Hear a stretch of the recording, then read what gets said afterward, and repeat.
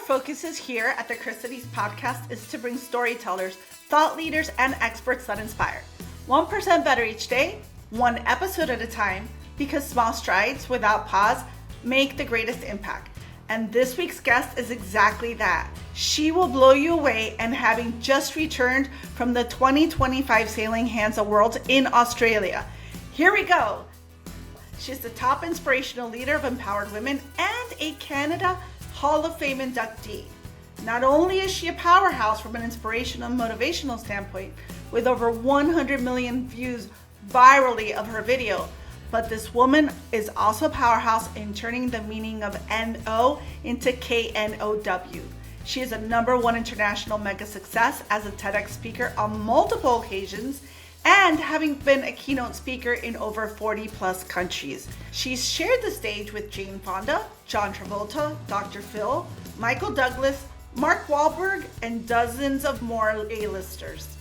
She's a TV host and has been featured in magazines such as Oprah's O and Chatelaine, and covers like Thrive and Business Booster Today. There's more.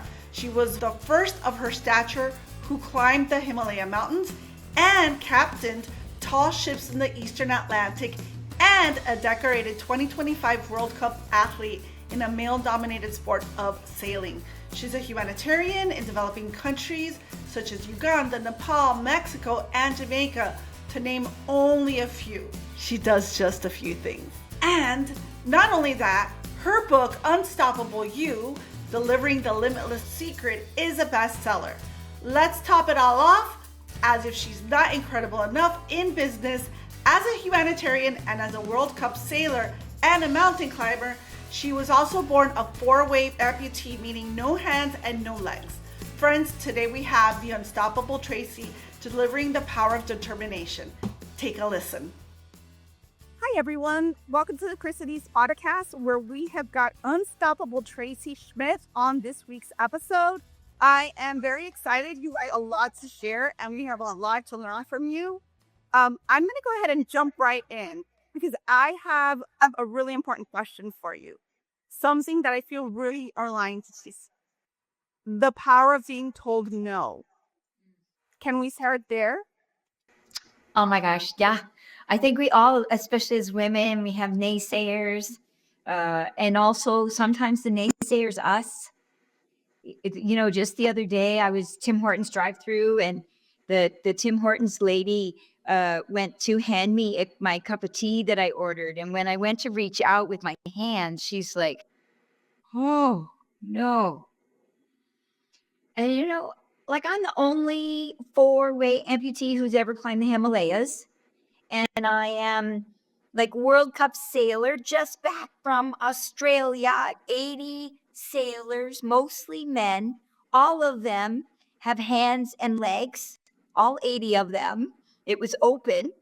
And these 2 words just crushed me. No can really blindside us sometimes. Yeah, I would say in my life, that's probably what's motivated me the most, has been being told no. I could be given any set of circumstances, and I would think it's hard until someone says no to me. And then I'm like, well, yeah, I have to, Exactly. No has been very powerful in my own life. And it's good to meet someone who's the same way. And Yes. I have a different set of circumstances. Right? I was a teen mom, and I had obstacles against me. But it seemed that when I was told, "Oh, you're not going to be able to do that," that was the trick. Yeah, the fuel, the fire.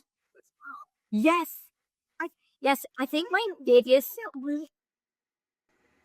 I'm so sorry. You find it really... I find it really interesting how some of that probably think on your mom. Yes. We were on the same wavelength. We are such 2 peas in a pod. Yes. My biggest no was what gives me strength. Even with that Tim Hortons lady, I was 5 years old, and I was face to face with the principal, my mom and I, and the principal looks at us with like big eyes in his head and fear. And he's just like shaking his head. And he says to my mom and I'm sorry. Tracy can't go to this school. And I was all prepared for my mom to be mama bear, right? Like, what do you mean you're going to say no to my girl, right? And she wasn't. She just looked at him with the kindest eyes and she said, how come? And because she was so open and not why, because why can trigger people, like no triggers us, why triggers other people. She's just like, how come? And so because the principal wasn't triggered, he explained, he's like, well, Tracy doesn't have her hands. She probably can't tie her shoelaces. Tracy doesn't have her legs. She probably can't go to the bathroom by herself. And in the 70s, children with disabilities went to segregated schools. There were no educational assistants. There were no support workers. There were no teacher aides, right? There was one teacher and 35-year-olds on the first day of school. So my mom, she says she understands, but then she counter offers. She says, since we're here today, can we please just try? And you give me a week to try to find a school more suited for Tracy. So the principal's like, okay, 1 week. And my mom and I, we walk around to the side of the school where the kindergarten kids are let in and hundreds of kids are waiting for the school bell to go off. And my mom collapsed to her knees. And she grabs my arms, the parental super grip, the 5 fingers on both sides. She's holding my arms. She's looking at me. Yeah, like that, Chris. Yeah. And she's looking at me super seriously.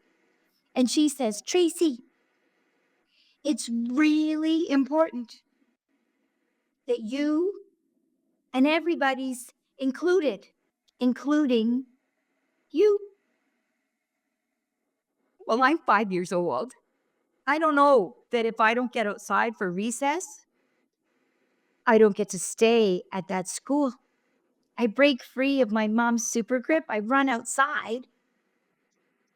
I bump into the principal. The principal had followed my mom and her around to the side of the school, and he saw my mom on her knees, and he heard her say, nobody left behind. I like to say the principal's heart grew 3 sizes that day, like the Grinch says, So fast forward to recess time. The principal knows if I'm outside, I can stay.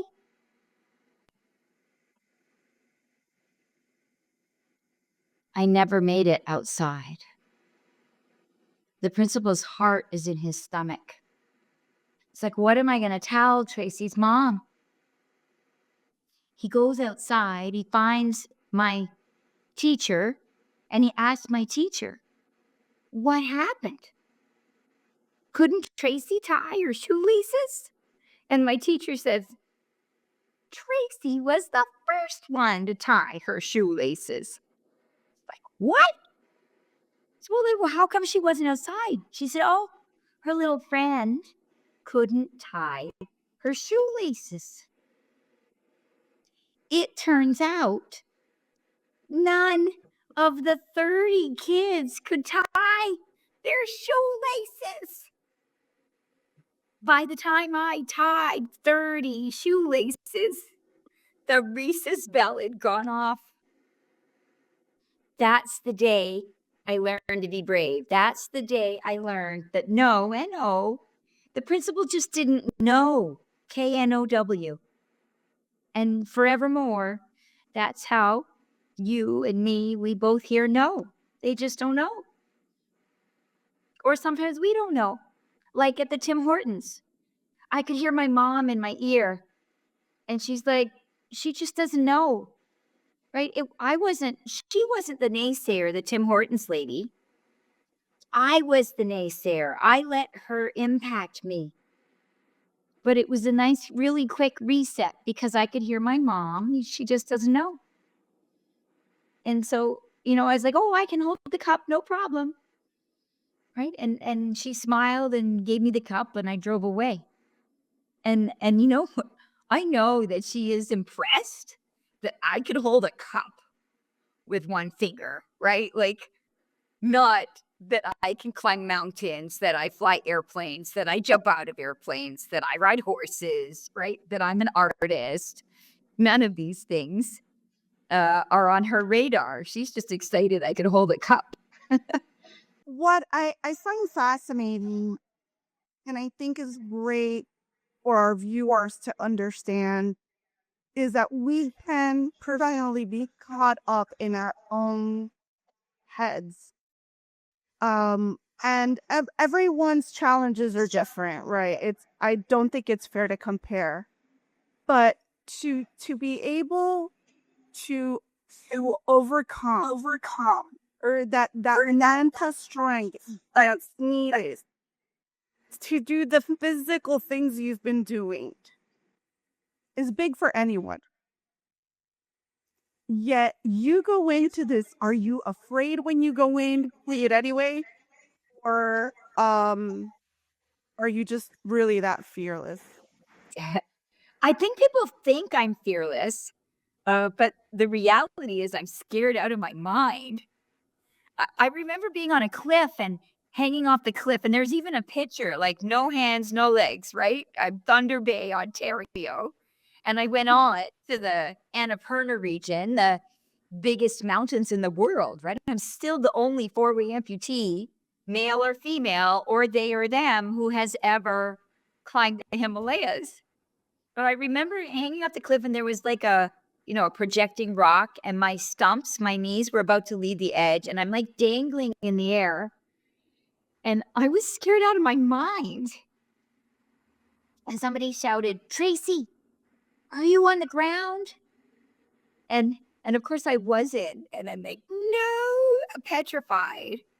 But then I got like this light bulb. Like, I'm not alone, right? Someone was on my belay line, my lifeline. And just like you, Chris, as a friend and a fellow pea in the pod, so they say in Ireland, two soul sisters of sorts. Uh, you are my lifeline. We are each other's lifeline. And all your listeners that are gonna gather some source of strength to go crush their day because they had a moment with you, Chris, right? Who are we surrounding ourselves with? We get to have these lifelines, whether it's on a cliff or in a podcast. I'm not afraid of heights, but I'm afraid of flying. I say that all the time. I will have to get there. And so you could be my soul sister is also if we jump off a cliff. I mean, I rappelled. I went pioneering once, and that was a lot of fun. It was not a fearless thing. I did it afraid, but I did it. And so I think there were about 8 or 9 drops. And so the first one was obviously the highest because we had to hike up. And then each time you got better at it. That's been your story as well, right? You will fail, jump off cliffs, hike the Himalayan mountains. Yeah. What else have you done that most people wouldn't even consider doing? Well, I ski double black diamonds, and I raced them for a little while, which is pretty great. But sometimes we don't know how, right? Like, how are we going to crush that fear? And we heard the expression "lean in," and we get to feel the feeling, right? We get to feel uncertain. It's okay that we feel the feeling, but feeling uncertain is no excuse for inaction. We feel the feeling, but feeling uncertain is no excuse for inaction. Like, so we didn't know how I would ski. We tried me in a sitting ski, and we had poles with outriggers on the ends. But because I'm missing my hands, I couldn't hold the outriggers, even with duct tape, and I wiped out. And then we put me on my long legs.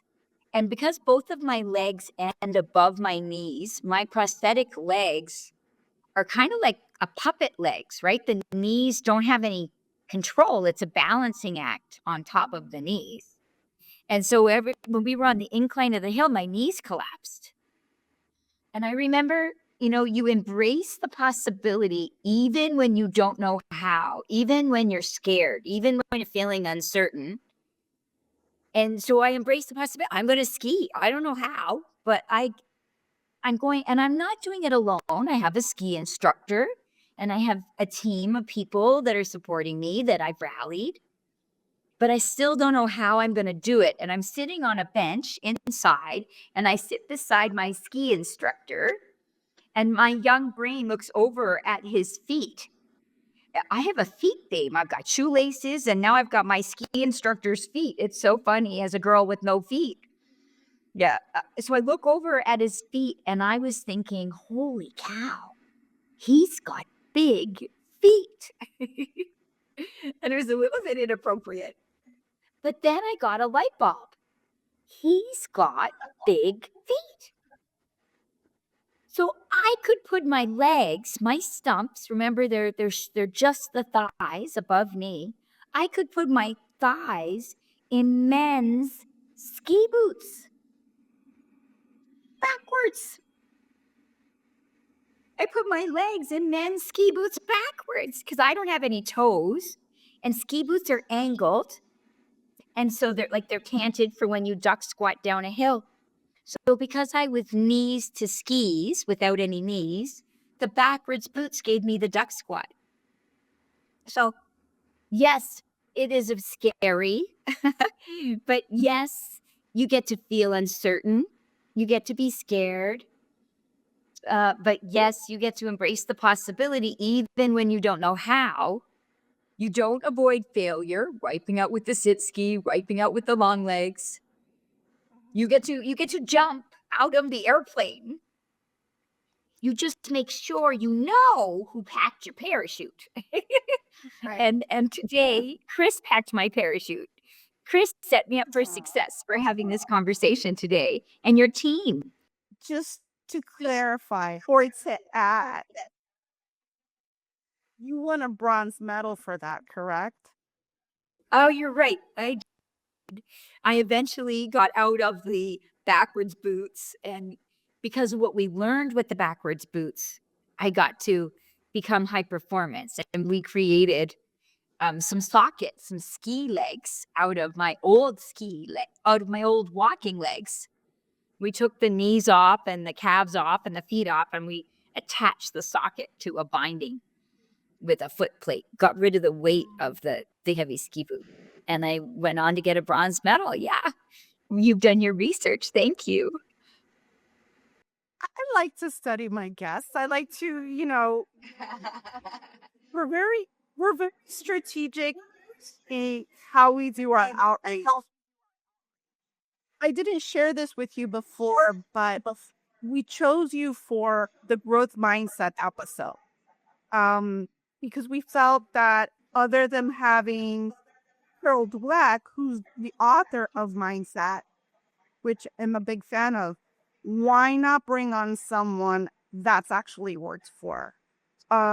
Because athletes, even musicians, I'm a musician, not knowing how, believing you can figure out how. There is a difference between the growth mindset and the fixed mindset, right? The fixed mindset says, I wasn't naturally born with this talent, or I'm not good at math, or I'm not good at skiing. The growth mindset believes that all of those things are possible if you just try and you just keep at and you just keep. You're a great testament to that. And like that kindergarten day was such a moment of truth for growth mindset. But I learned that day, like I just wanted to play in the playground. I didn't know that I was going to be the shoelace leader, right? It was just mom said everybody included. And I learned that day like that we are all valuable contributors. It doesn't matter if you're a male or a female or a they or a them or black or white or visible disability like me or no disability or an invisible disability, right? Like all of us have a value. Like who'd have thought that the girl with no hands and legs was going to be the shoelace leader, right? And so we get to jump in there, even when people are doubting us, including when we're doubting ourselves. We get to go forward anyway. And you talk about having the right strangle around you, right? That'll make or break you. And I'm sure you've had peers from that group of 35 students in your kindergarten class that could conceivably not have similar challenges, probably not move that far ahead because maybe they didn't have the same kind of mom that would push them forward. Yeah. I think growth mindset has a lot to do with your parents as well. And you speak so deeply about your mom. What would you tell other parents in how they would raise their children with a growth mindset? When my niece Maggie was like 3.5 and heading soon to kindergarten, it was so hard not to tie her shoelaces. I didn't realize what a gift it was for my mom to let me figure it out or to, work with me to figure it out. I had no idea.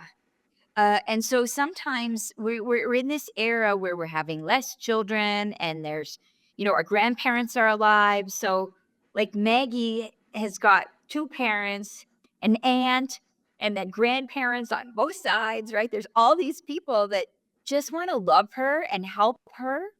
And that the biggest gift of all is to give that space to figure it out. And it's okay when something's scary.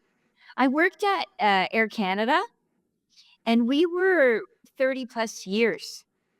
And then when the bankruptcy hit the world, when discount airlines came, Ryanair in Ireland, and then we got all of the discount airlines here, WestJet, and in the States, like United Airlines, Lufthansa, Air Canada, Canadian Airlines, everybody was going bankrupt. Now, Canadian Airlines, they had gone through a whole bunch of mergers. Wardair, Pacifica, all these old airlines. And so when they merged, when the government federally announced that they were going to merge the Canadian Airlines with the Air Canada Airlines because they wanted to save jobs for all of Canada, the Canadian Airlines, who had merged a lot, they adapted really well because they had been through it many times.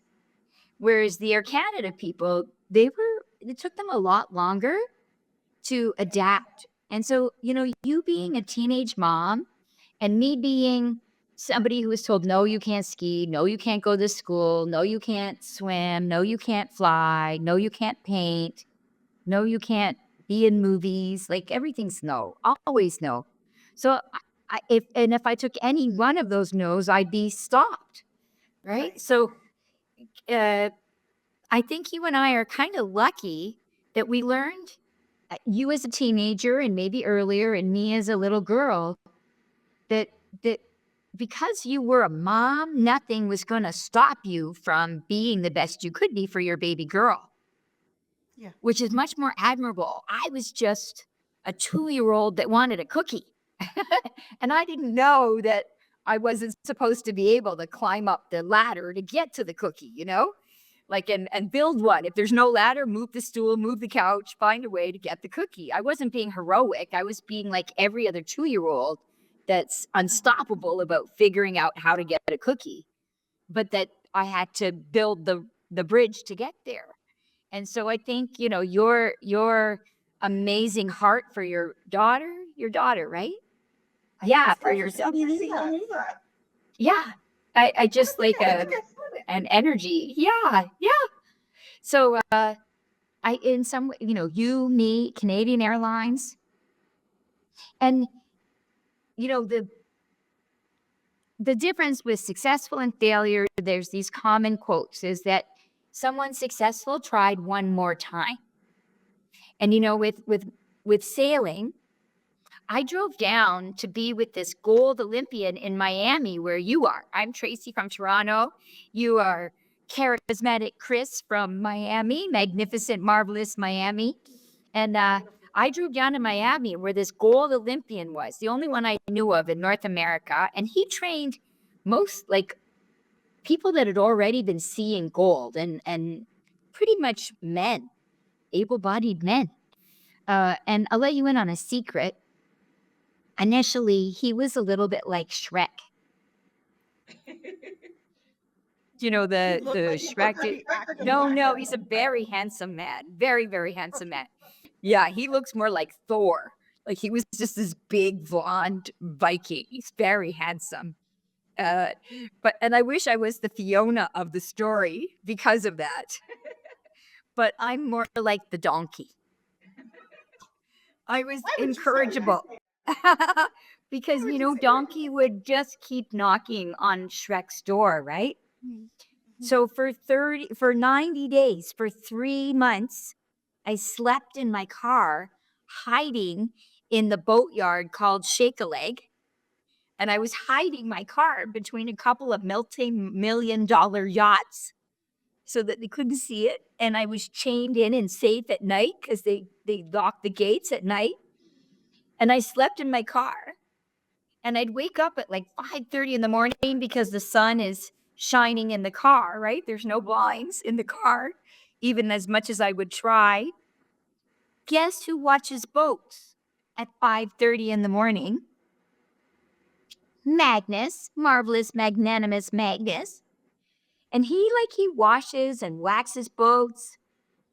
And I jumped out of my car and I was like, Magnus, I'm sorry I emailed you and Facebooked you and texted you and phoned you, and I didn't mean to be harassing, and I know I'm harassing you right now, 5:30 in the morning, but I'm Tracy from Toronto, and I want to pursue my Paralympic dream. I had a slightly different energy than Magnus, right? I was me. And everybody is me with Magnus, right? Everybody wants a piece of marvelous Magnus. He's so talented that that's all they ever want is help from Magnus. And so I remembered my mom's kindergarten story. She didn't say Tracy can tie her shoelaces. She said, if it doesn't work out, no problem. Can we just try, right? She was listening to his listening. He was worried about being stuck with me. The principal was worried about being stuck with me. Magnus, I was me. So then I reset in my excitement to get there, because sometimes we do that. We get excited.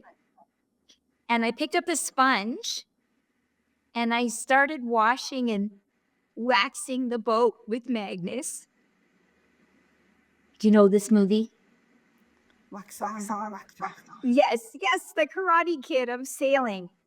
But I hid in my car, unbeknownst to Magnus, for 3 months, for 90 days, sleeping in my car, washing and waxing boats for 90 days before Magnus finally said, come on, let's go sailing. And he wrote in Sharpie on the side of an old boat that was tipped over, and there was a creature living inside of it. And he wrote, Unstoppable Tracy. And that's how I got the name Unstoppable Tracy, because I wouldn't give up, right? He wanted me to get going, but I just kept going. And Magnus is like the brother I never had now, and he's a magical man. And he's far from a Shrek. People need to honor that, so he wants you to volunteer for Team Paradise. And we get to be cooperative, right? You don't get to take. What is it that the person you're influencing or persuading, how can you make a difference if you're not there yet? How can I support Magnus if I'm not a gold Olympian yet? Not that you have to do that, but Yeah, we need to reciprocate. It's not take, right? Everybody has something to offer something up, and then he gave you the opportunity. And helped you coin a name too, because a fast Tracy should be great. Yes. Yes, yes. And he said it and he wrote it. And he, like you, I didn't know about your daughter. He didn't know my journey, but like in kindergarten, they said, "Oh, she's unstoppable." And in skiing, when they said you can't come, and my mom said, "Can we just try?" And then she checked in on me, and they're like, "She's unstoppable." And when I was sailing and I was falling out of a boat, my first year I failed and I wanted to go back, and they're like, "She wants to come back." The only kid that failed, and and I went back and I learned to read the water and hike and balance, and I got my bronze 4. And all the other kids, they got their level 2. Sometimes we feel like we're drowning, right? I bet you did as a teenage mom, and all these doubters in your life because of your age and because you were single and because you were young and because you were a woman, like all these things just come. They say, what's that called? Intersectionality.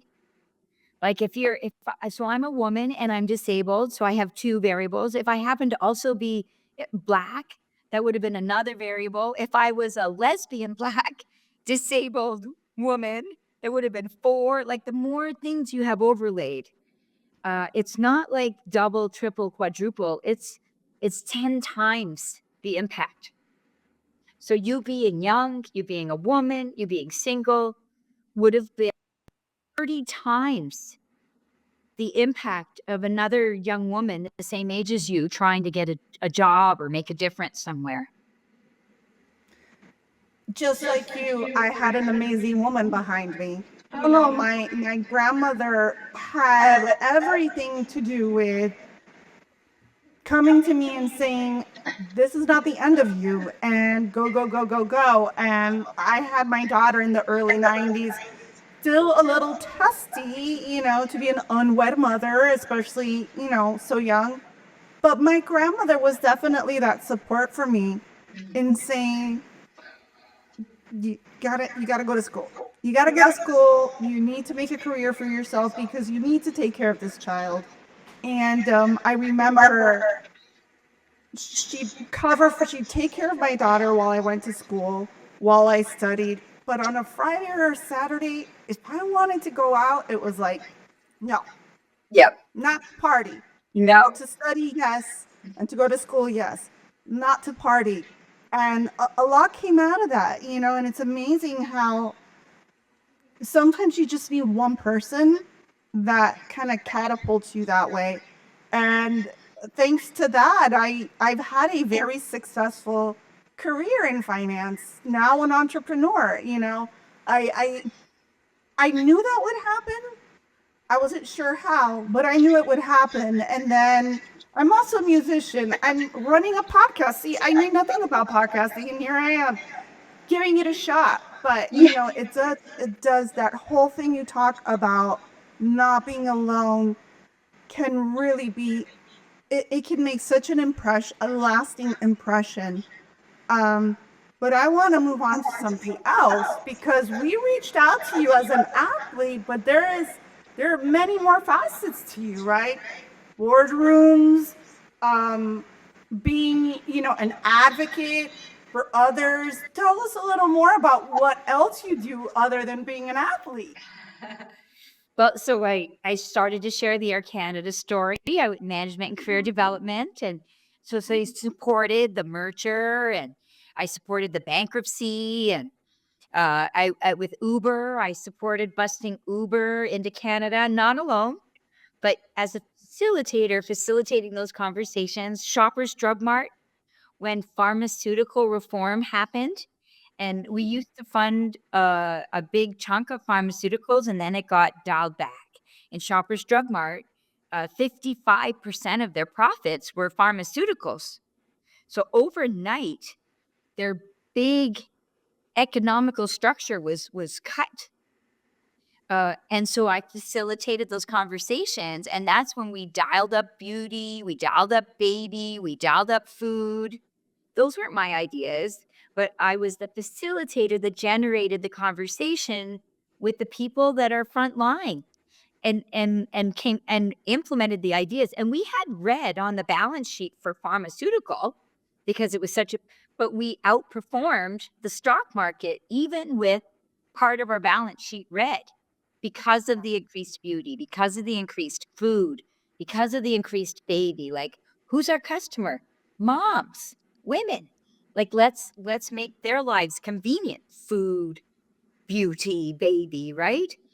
It was pretty magical. And you know, John Maxwell is a bit of a leadership guru, and he voted me #1 transformational female leader. And there were 9,000 candidates from 117 countries.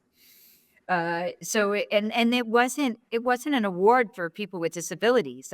The other 8,999 people had no visible disabilities that I could see that were there in that auditorium that day. And I've been blessed to share the stage with like John Travolta, and I've been in Oprah magazine in my quest for the gold with sailing. And I wrote a book, bestseller book, with both my, like, on Amazon, which is admirable for all of us that make that happen, like you, I believe. But also with my publisher, and it continues, uh, which is great. And it's a leadership book because my master's is in leadership. And so I tell the kindergarten story, for example, and the skiing and the sailing. Those are three of the chapters. But at the end of every chapter, like, one is about stress management, and one is about mindset, and one is about developing others, and one's about, you know, being change capable and activating change capability in others. And so all these leadership, I deliver 100 workshops on leadership development, certified by, the best of the best, like Stephen Covey, 7 Habits of Highly Effective People, or Glenn Blanchard does situational leadership. I was just delivering to a finance team right up your alley, which was great, Johnston, and they sell tractor trailers. And, we talk about uncertainty about, oh, that's for girls, or that's for boys, or that's for people with more experience or more education or more foundational money. Uh, right now, everybody is concerned because the turmoil in the economic market, better than me as a finance person, businesses are scared and they don't know how they're going to come out of this massive restructuring that's happening to their business in terms of sourcing from the States or not. And so I'm getting a lot of gigs, being hired a lot all over the world. Like in Australia, the pharmaceutical structure is being threatened because they source American pharmaceuticals. And you too, the Americans are these amazing, wonderful souls. Most of my best friends are Americans in Miami, which is so fun, right? Yeah. Yes. And so, there's the Canadian side, but there's the American side. You guys are being impacted, and I think with great turmoil often comes great opportunity, and that we're just afraid in the beginning. But like I had an amazing job at Air Canada. And when the merger was done, I wanted to continue doing leadership development. I wanted to continue doing facilitation of leadership and connection for people and for strategy. They offered me a job in management on the floor of the airport. But that's not what I wanted to do. So I took a package, but I was so scared. And I loved my Air Canada family. 8 years. It was so close to everybody. But my next job at Shoppers Drug Mart was like 2 hours closer because of bad traffic to my home. It was $40,000 more money. And I met a whole new wonderful Shoppers family. So now I have, to this day, my Air Canada family. Many of them donated to my sailing campaign to compete in the Worlds. from all those years ago, and a Shoppers Drug Mart family. Like we're what seems horrific right now is because we don't know the other side. But we get to embrace the possibility that it's going to work out for the best, and we're going to have the amazing before, and we've got something amazing new ahead. I agree. My perspective is that these are opportunities, right? This is where we find out who we are. And no different than how you're saying, it's not what I am, it's who I am. And these are just opportunities for us to flex ourselves, if that's what we could call it, because it's, I think these moments are very important. And uncertainty helps grow in ways we don't. There are things that are at ourselves we don't even know until we're in those positions. And I know it's been coined, get comfortable with being uncomfortable, but it truly is where you grow the most. That's what I'm hoping to share with their podcast, because we need to get over this hump. And I think that once we figure out what our purpose or purposes are, we may have a purpose for a short period of time. Maybe, this is what I do now, and then I do something else later, right? Because it's whatever. But if we use that as a driving force to get us to the next step or opportunity or whatever it is, we end up being better as a whole. Yeah. And everybody finds their footing, and everybody plays a role. There's no saying right or wrong. I think they just think out what we want to do and go with that. Yeah, act responsibly. But I think that going with just figuring out where you're meant to be is very important, and then everything kind of starts to fall in place.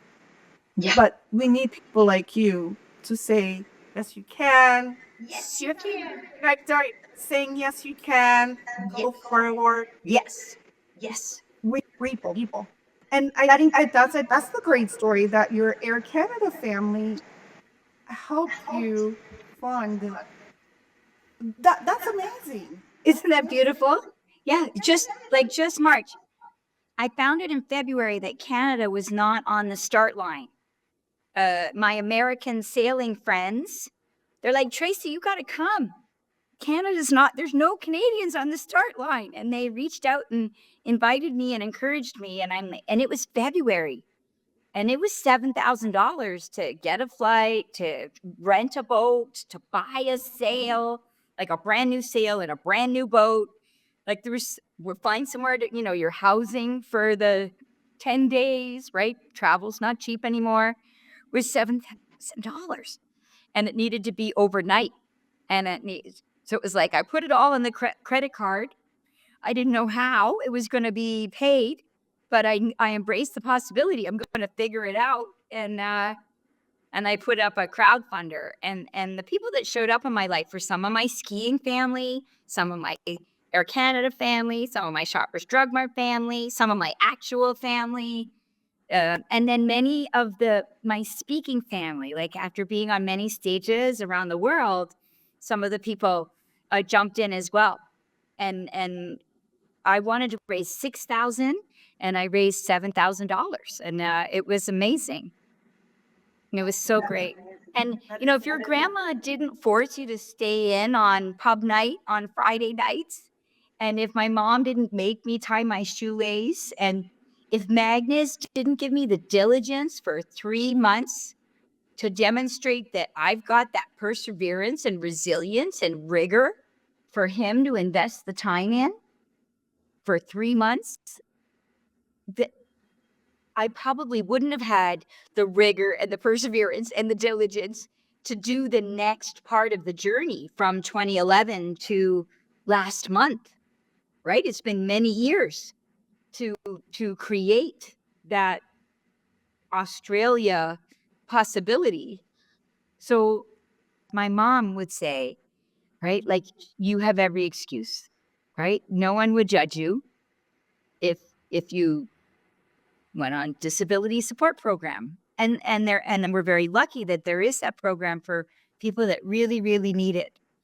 But like, you wouldn't have judged me if I said, I've I've just lost my mom, and it's tough, and I've got a 3 o'clock Zoom, and I all that walking, I injured my knee, so I'd like to do the podcast in a couple of months when I'm stronger, but that I said, okay, how about tomorrow? Right? Like I jumped in, and you gave me plenty of time to do it in the future, but I'm like, no, let's do it tomorrow. And I don't know what's going on behind the hearts of everybody listening today. There's a bunch of, struggling single moms out there, and there's other people that are financially turned upside down right now. And they can't imagine how they're going to pay next month's rent or mortgage and feed their family. There's childcare, but there's also elder care now because our parents are living longer. So we're all looking after our parents. And with the tough love acknowledged, there's a bonus. I know these are real reasons, but when you live a life of no excuses, even with the real reasons, the bonus is no excuses. You get to live a life of no limits. And so my heart goes out to all the struggles. But I encourage you to be brave and crush the naysayer inside your head or looking at you, and you say, I can do it. Even though it's tough, no excuses. And the bonus is you will see the results of no limits. Said by your Unstoppable Tracy. Give us a little bit of where we can find you in your book, the name of your book, and what you have coming up. Well, my book is Unstoppable You. And it's like a workbook. And all your listeners are welcome to a free download of the e-version of the book. So if you visit unstoppabletracy.com, and I like to joke, no hands, no legs, no letter E in Tracy. It's Tracy. So if you go to unstoppabletracy.com or hashtag Unstoppable Tracy, you'll find me on LinkedIn, Facebook, Instagram, Pinterest, Etsy, YouTube, TikTok. Yes, everywhere. Tumblr, all the different platforms. I'm unstoppable. Twitter. And actually, it's not called Twitter anymore. What I need to call it the right name? X. Thank you. Sorry, world. It's Unstoppable Tracy, but the handle there, I have too many letters, so it's Unstoppable Tracy without the Y. It's Unstoppable Track. It's TRAC with X, but I'm Unstoppable Tracy everywhere. Please get your free download of the book. Please reach out if you need anything. And that's Unstoppable, capital Y, capital O, capital U, correct? Is the name of the book, yes.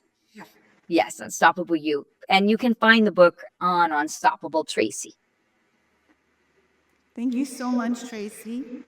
It's been a pleasure having you on. The world needs to hear you and hear more of your story and how you're unstoppable and how they're unstoppable. Yes. Thank you so much for your message. It's so positive. We all have so much to learn from you. And I appreciate you being on the first wave of the Christie's podcast. Me too. I'm humbled and honored. Yes, big hugs.